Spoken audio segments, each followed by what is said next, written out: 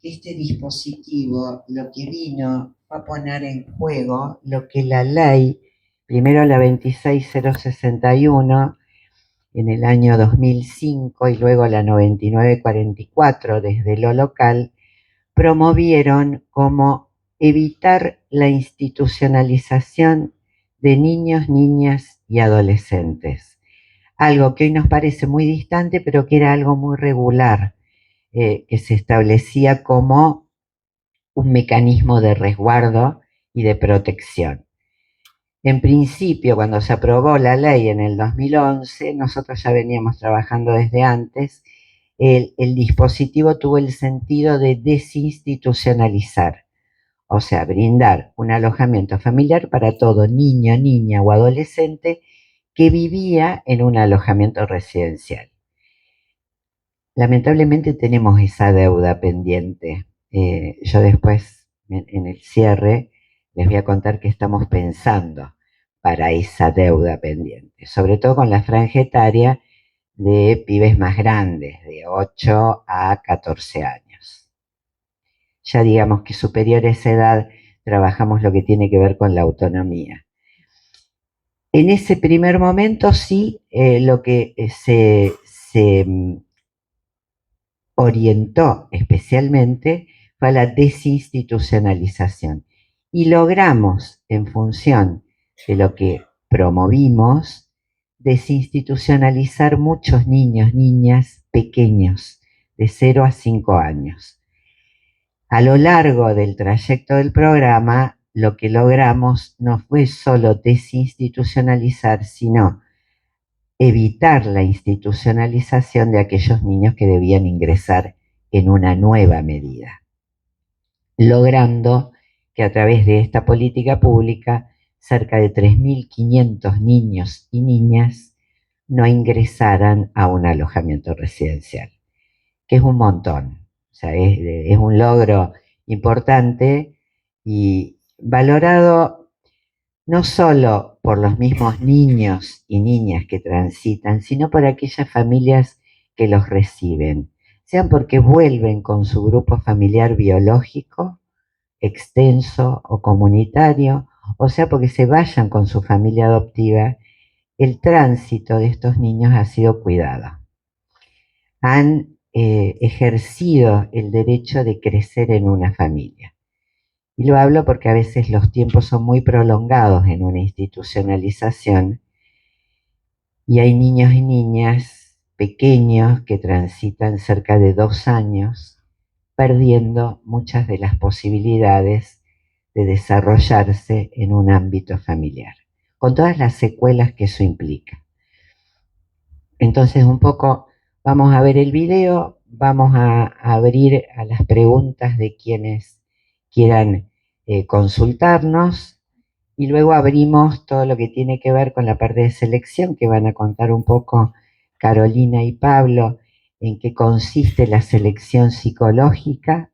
María nos va a hablar un poco de la selección desde lo social y después yo cerraré un poco hablando de lo que tiene que ver con el acompañamiento, con todo lo que este dispositivo pone en juego para acompañar a los grupos familiares que se incorporan. Hoy tenemos cerca de 140 familias, algo así, activas y 40, algo de 40 en descanso. Pero también el acogimiento tiene que ver con eso.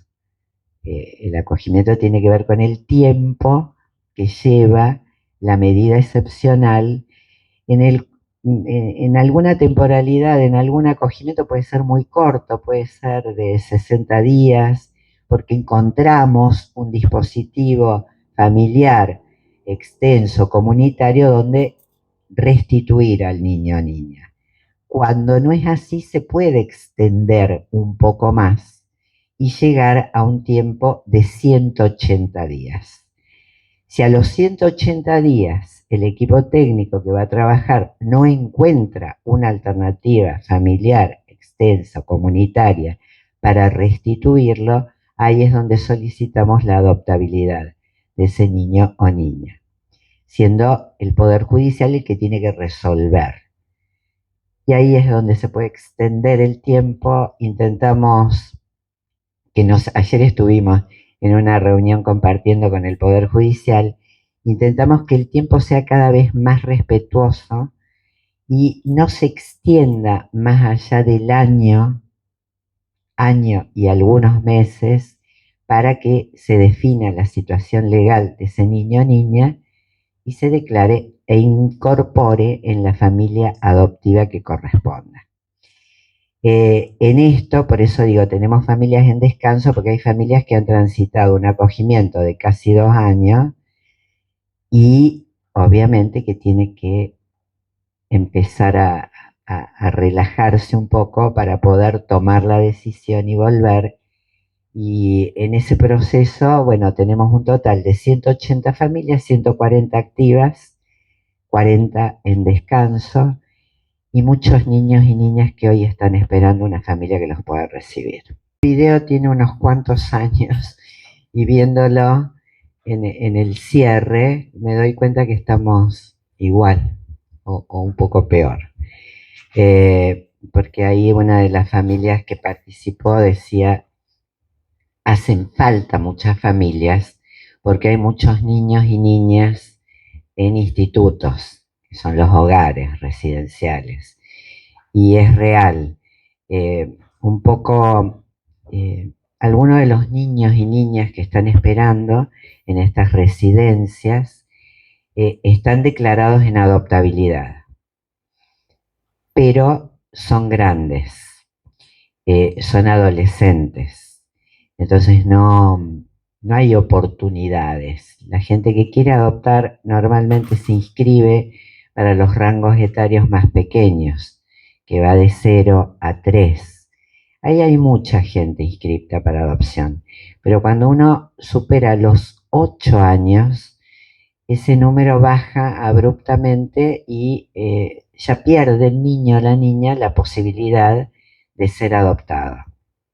Por un lado, el Poder Judicial va a empezar con algunas convocatorias públicas para encontrar familias para aquellos niños más grandes y darles esa oportunidad que vienen esperando algunos desde hace mucho tiempo.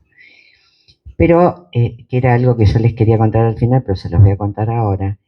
Lo que nosotros pensamos es, ¿y si tal vez no hablamos de adopción y hablamos de referentes afectivos, referentes socioafectivos, de familias que sin proponerse adoptar un niño, abren la puerta de su hogar para recibirlo, para acompañarlo, para invitarlo fines de semana, para ser una especie de tutor y que se vaya definiendo un vínculo que pueda o no terminar en una adopción?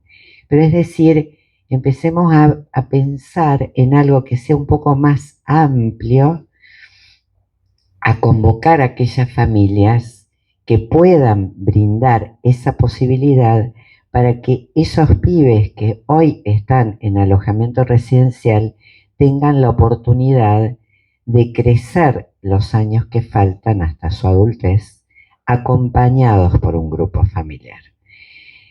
Son propuestas que vamos a ir y que ustedes se van a ir enterando, porque va a salir tanto por convocatorias del Poder Judicial o tal vez por convocatorias de la Secretaría de Niñez, para poder abrir esta posibilidad que sabemos que existe en otras provincias también, porque por ejemplo Santa Fe y creo que Ciudad Autónoma también la tienen, en este proceso y en esta, digamos, responsabilidad del Estado de promover el derecho a vivir en familia.